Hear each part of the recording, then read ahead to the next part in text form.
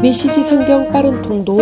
오늘 말씀은 베드로후서 3장에서 요한일서 2장까지입니다. 3장 마지막 때. 사랑하는 친구 여러분, 이 편지는 내가 여러분에게 두 번째로 쓰는 편지입니다. 나는 이 두 편지를 통해 여러분이 마음을 빼앗기지 않도록 여러분을 일깨우고자 합니다. 거룩한 예언자들의 말과 여러분의 사도들이 전해준 우리 주님이신 구주의 계명을 명심하십시오. 무엇보다 이것을 알아두십시오. 마지막 때에 조롱하는 자들이 나타나서 전성기를 누릴 것입니다. 그들은 모든 것을 자기들의 보잘것없는 감정 수준으로 끌어내려 그분께서 다시 오시겠다고 약속했는데 어찌 된 거요? 우리 조상들이 죽어서 땅에 묻혀있고 모든 것이 창조 첫날 이래로 그대로이지 않소. 변한 것이 하나도 없잖소 하고 조롱할 것입니다. 그러나 그들이 쉽게 잊어버리는 사실이 있습니다. 모든 천체와 이 지구가 오래전 하나님의 말씀을 통해 물로 덮인 혼돈에서 생겨났다는 것입니다. 그런 다음 하나님의 말씀이 다시 홍수로 혼돈을 일으켜 세상을 파멸시켰습니다. 지금 있는 천체와 지구는 마지막 불심판 때 쓰일 연료입니다. 하나님께서 다시 말씀하실 준비를 하고 계십니다. 하나님을 모독하는 회의론자들을 심판하고 멸망시키겠다는 신호를 보내고 계신 것입니다. 하나님의 심판날. 친구 여러분, 이 분명한 사실을 그냥 지나치지 마십시오. 하나님께는 하루가 천년 같고 천년이 하루 같습니다. 어떤 이들이 생각하는 것처럼 하나님께서는 자신의 약속을 더디 이루시는 분이 아닙니다. 그분은 여러분을 위해 참고 계십니다. 그분께서 종말을 유보하고 계신 것은 한 사람도 잃고 싶지 않으시기 때문입니다. 하나님께서는 모든 이들에게 삶을 고칠 수 있는 시간과 공간을 베풀고 계십니다. 그러나 하나님의 심판날이 닥칠 때에는 아무 예고 없이 도둑처럼 닥칠 것입니다. 하늘이 천둥 같은 소리를 내면서 무너지고 모든 것이 큰 화염에 휩싸여 분해되어 땅과 그 안에서 이루어진 모든 것이 낱낱이 드러나 심판을 받을 것입니다. 오늘 이 세상에 있는 모든 것은 내일이면 없어지고 말 것들입니다. 그러니 거룩하게 사는 것이 얼마나 중요한지 아시겠습니까? 날마다 하나님의 날을 기다리고 그날이 오기를 간절한 마음으로 바라십시오. 그날이 오면 천체가 불타 없어지고 원소들이 녹아내릴 것입니다. 그러나 우리는 거의 알아채지 못할 것입니다. 우리는 다른 길을 바라보면서 하나님께서 약속하신 새하늘과 새 땅, 의로 뒤덮인 새하늘과 새 땅을 맞이할 것입니다. 사랑하는 친구 여러분, 여러분이 손꼽아 기다려야 할 것은 이런 것입니다. 그러니 순결하고 평화롭게 살아가는 최상의 모습으로 그분을 뵐 수 있도록 최선을 다하십시오. 우리 주님께서 오래 참고 계신 것은 구원 때문이라고 생각하십시오. 이 문제와 관련해 많은 지혜를 받은 이가 우리의 귀한 형제 바울입니다. 그는 자신의 모든 편지에서 이 문제를 언급하고 있으며 여러분에게도 본질적으로 같은 내용을 써보냈습니다. 바울이 편지에서 다루고 있는 것 가운데 몇 가지는 이해하기가 쉽지 않습니다. 자신들이 무슨 말을 하는지도 모르면서 무책임하게 떠드는 사람들이 그 편지들을 함부로 왜곡하기도 합니다. 그들은 성경의 다른 구절에 대해서도 그렇게 하다가 스스로를 파멸시키고 있습니다. 그러나 친구 여러분, 여러분은 이미 훈계를 잘 받았습니다. 자기 마음대로 떠드는 불의한 교사들로 인해 발을 헛디뎌 넘어지는 일이 없도록 정신을 바짝 차리십시오. 우리 주님이시며 구주이신 예수 그리스도의 은혜와 그분을 아는 지식 안에서 살아가십시오. 영광이 이제부터 영원토록 주님께 있기를 바랍니다. 아멘. 요한 1, 2, 3서 서론. 살면서 가장 정리하기 어려운 두 가지 문제는 사랑과 하나님이다. 대개 사람들이 삶을 망치는 이유는 그 두 가지 문제 가운데 한쪽 또는 양쪽에서 실패하거나 그 문제와 관련해서 어리석게 처신하거나 속 좁게 행동하기 때문이다. 기독교의 기본적이면서도 성경적인 확신은 두 주제가 서로 밀접하게 연결되어 있다는 것이다. 하나님을 바르게 섬기려면 제대로 사랑하는 법을 익혀야 한다. 제대로 사랑하려면 하나님을 바르게 섬겨야 한다. 하나님과 사랑은 서로 떼어놓고 생각할 수 없다. 사랑은 그분의 계명을 따라 사는 것입니다. 그분의 계명을 하나로 줄여 말하면 이렇습니다. 사랑 안에서 삶을 경영하라. 요한이서 5장 5절 6절. 요한이 보낸 세 통의 편지는 그 일을 제대로 하는 데 필요한 지침을 놀라우리만치 명백하게 제공한다. 그 초점은 메시아 예수이시다. 예수께서는 하나님에 대한 풍성하고도 참된 이해를 제공하신다. 그분은 우리에게 사랑으로 이루어진 성숙을 보여주신다. 하나님과 사랑은 예수 안에서 빈틈없이 연결되고 얽혀 있어서 서로 뗄 수 없는 관계다. 예수가 하나님의 아들이심을 시인하면 누구나 하나님과의 친밀한 사귐에 끊임없이 참여하게 됩니다. 요한일서 4장 15절. 그러나 예수께서 계시하신 하나님, 예수께서 계시하신 사랑의 구속받기를 싫어하는 사람들이 있게 마련이다. 그들은 자기 방식으로 하나님을 생각하고 자기 방식으로 사랑하려고 한다. 요한은 그러한 사람들 때문에 혼란을 겪고 있는 교회의 목회자였다. 우리는 그의 편지들을 읽으면서 그가 하나님과 사랑의 긴밀한 일치를 다시 회복하고 있음을 보게 된다. 이제 하나님과 사랑이 하나인 것이 예수 그리스도 안에 분명하게 드러나고 우리는 그것을 경험하게 된다. 요한 1서는 5장으로 하나님과 예수 그리스도와 더불어 산다는 것의 의미, AD 90년경 사도 요한이 에베소에서 기록하였습니다. 세 개의 주제로 나눌 수 있는데 1장 1절부터 4절까지는 서론으로 서신의 목적, 영원한 생명을 전하려 함. 1장 5절부터 5장 12절까지는 본론으로 하나님과 예수 그리스도와 더불어 산다는 것의 의미, 빛 가운데 사는 삶, 의로운 삶, 사랑의 삶. 5장 13절부터 21절까지는 결론으로서 영생을 알게 하려 함. 요한일서 개요. 요한일서는 요한의 세 편의 서신 가운데 첫 번째 편지이다. 기록자, 전통적으로 세베대의 아들이며 야고보의 형제, 예수님의 제자 요한이 기록자이다. 수신자, 요한 서신이 가이오에게 전달되어진 서신이므로 사랑하는 자, 나의 자녀들이란 가이오의 교회 공동체를 지칭한다. 기록 배경, 주후 70년 이후의 로마의 상황, 주후 66년부터 73년까지 7년 동안 이어진 유대전쟁 기간에 로마에는 많은 변화가 있었다. 68년 네로의 자살로 율리우스 왕조는 끝이 나고 1년의 내전을 거치면서 베스파시아누스 왕조가 들어서게 되었다. 베스파시아누스 왕조의 당면 과제는 대화제로 소실된 로마를 재건하는 일과 네로로 인해 야기되었던 유대 반란을 포함한 반란들을 정리하여 로마를 안정시키는 일이었다. 베스파시아누스 왕조는 이 문제들을 잘 해결하였다. 이로써 로마는 베스파시아누스 황제 때의 안정기에 들어서게 된다. 하지만 도미티아누스 황제가 들어서면서 다시 정치가 어려워졌다.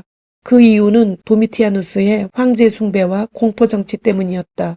도미티아누스는 스스로를 신으로 여겨 자신을 숭배하도록 하였다. 이와 함께 반대파에 대한 숙청을 자행했다. 결국 이로 인해서 도미티아누스는 주후 96년에 암살을 당했다. 주후 70년 이후의 유대교회 상황, 66년의 유대 반란과 이어진 7년의 전쟁으로 유대 사회 안에도 많은 변화가 일어났다. 먼저 66년까지의 기독교를 박해하는 주체 세력이었던 유대교가 유대 전쟁을 통해 몰락했다.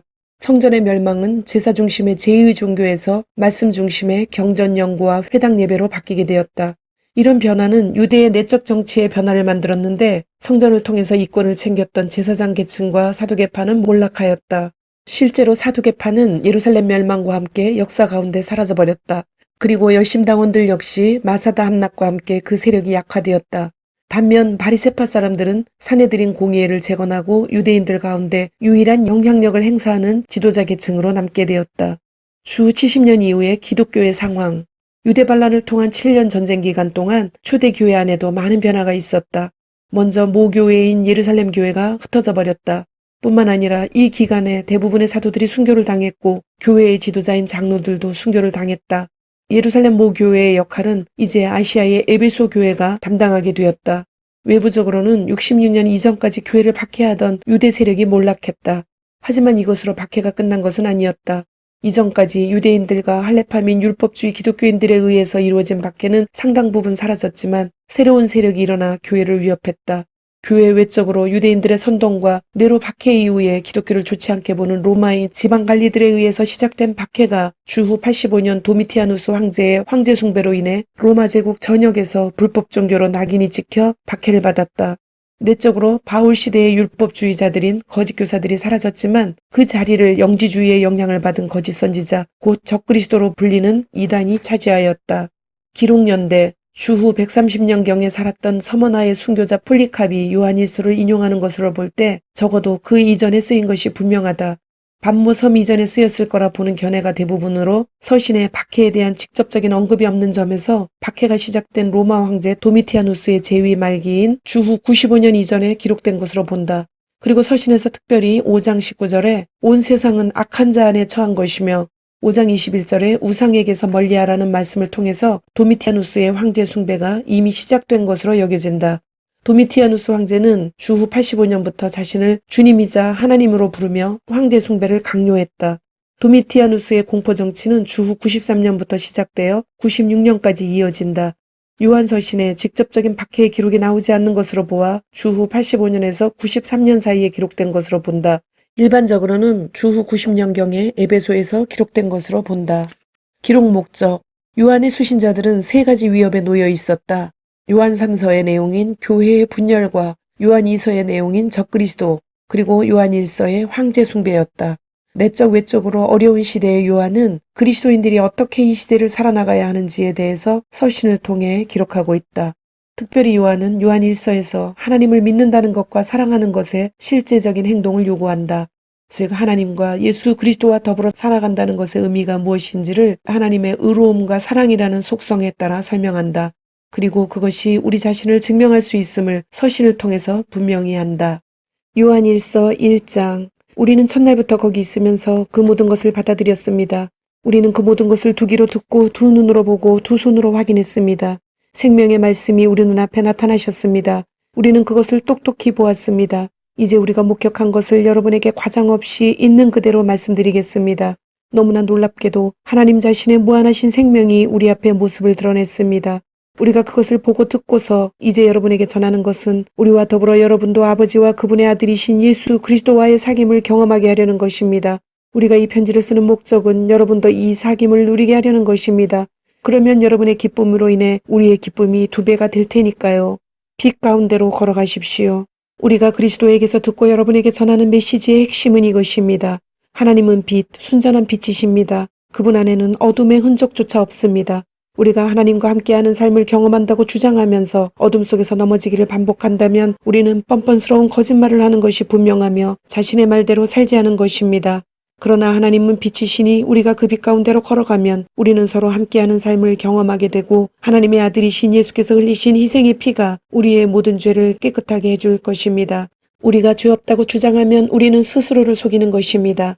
그 같은 주장은 터무니없이 잘못된 생각입니다. 그러나 우리가 우리 죄를 인정하고 남김없이 고백하면 그분은 진실하신 분이시니 우리를 저버리지 않을 것입니다.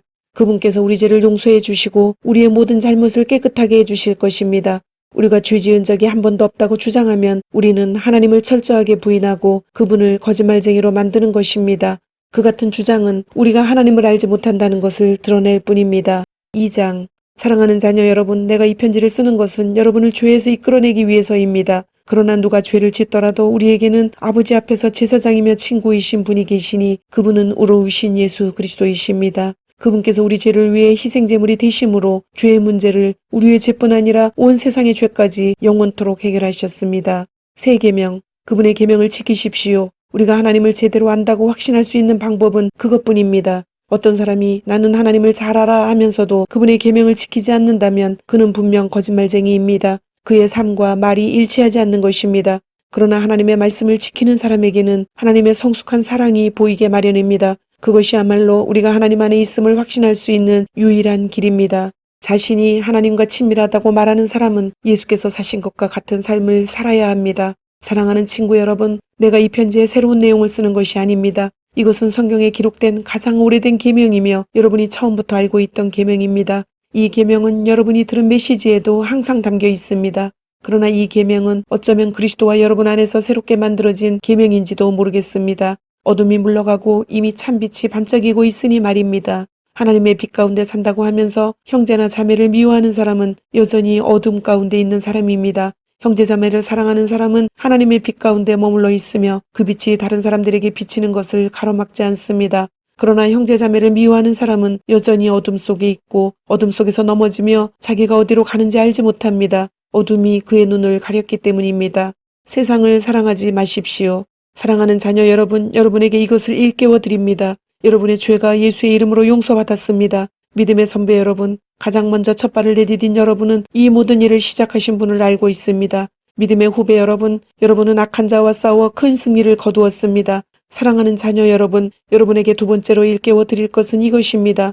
여러분은 개인적인 경험을 통해 아버지를 알고 있습니다. 믿음의 선배 여러분, 여러분은 이 모든 일을 시작하신 분을 알고 있습니다. 믿음의 후배 여러분, 여러분은 참으로 활기차고 힘이 넘치는군요. 하나님의 말씀이 여러분 안에 확고하게 자리 잡고 있습니다. 여러분은 하나님과의 사귐에서 힘을 얻어 악한 자와 싸워 승리를 거둘 것입니다. 세상의 방식을 사랑하지 마십시오. 세상의 것을 사랑하지 마십시오. 세상을 사랑하는 마음이 아버지를 사랑하는 마음을 밀어냅니다. 세상에서 통용되는 모든 것, 자기 마음대로 살려 하고 모든 것을 자기 뜻대로 하려 하고 산란체 하는 욕망은 아버지와 아무 상관이 없습니다. 그런 것은 여러분을 그분께로부터 고립시킬 뿐입니다. 세상과 세상에 멈출 줄 모르는 욕망도 다 사라지지만 하나님이 바라시는 일을 행하는 사람은 영원히 남습니다. 적그리스도의 출현. 자녀 여러분, 때가 거의 되었습니다. 여러분은 적그리스도가 출현할 것이라는 말을 들었습니다. 이제 여러분의 눈 닿는 곳 어디에나 적그리스도들이 있습니다. 이것을 보고 우리는 마지막 때가 가까웠다는 것을 압니다. 그들이 우리에게서 떠나갔지만 실제로 우리와 함께한 적은 없었습니다. 그들이 정말로 우리와 함께했다면 끝까지 우리와 함께 남아 충실했을 것입니다. 우리를 떠나감으로써 그들은 자신의 본색을 드러냈고 우리에게 속하지 않았음을 보여준 것입니다. 그러나 여러분은 우리에게 속했습니다. 거룩하신 분께서 여러분에게 기름을 부으셨고 여러분 모두가 그것을 알고 있습니다. 내가 이 편지를 쓰는 것은 여러분이 알지 못하는 무언가를 알려주려는 것이 아니라 여러분이 알고 있는 진리를 확인시키고 그 진리가 거짓을 낳지 않음을 일깨우려는 것입니다. 누가 거짓말을 하는 자입니까? 예수가 하나님의 그리스도임을 부인하는 자입니다. 아버지를 부인하고 아들을 부인하는 자, 그가 바로 적그리스도입니다. 아들을 부인하는 자는 아버지와 전혀 관계없는 사람이며 아들을 시인하는 자는 아버지까지도 받아들인 사람입니다. 여러분이 처음부터 들은 메시지를 간직하십시오. 그것이 여러분의 삶에 스며들게 하십시오.